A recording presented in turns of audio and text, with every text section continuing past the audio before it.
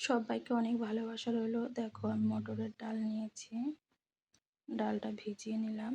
এবার আমি কুমড়ো শাক কেটে নিয়ে আসবো। ভালো করে কেটে ধুয়ে নেবো এটা। কাটা হয়ে গেছে রেডি। এবার আমি ডালটা দেখো ভিজে গেছে। এবার আমি এটা মিক্সচারের বাটিতে ডাল, লঙ্কা, লবণ, হলুদ দিয়ে এবার আমি মিক্সচার করে নিয়ে আসবো এটা।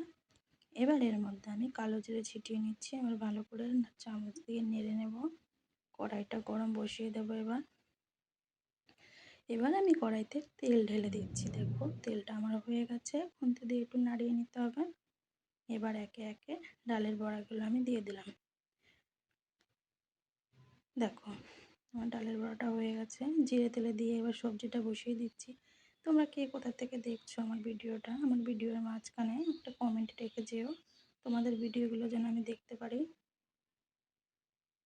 আমার লঙ্কা চিড়ে দিয়েছি। দেখো এবার ফুটিয়ে নেব। বড়াগুলো দিয়ে দিয়েছি। দেখো ভালো করে নেড়ে চেড়ে নিতে হবে। আমি এর মধ্যে আবার একটু ঢেকে দিয়েছিলাম। ভালো করে নাড়িয়ে নিলাম। তোমাদের কেমন লাগলো রেসিপিটা আমাকে জানিও। আর আমার ভিডিওগুলো তোমরা দেখবে আর তোমাদের ভিডিওগুলো আমাকে দেখার সুযোগ করে দিও।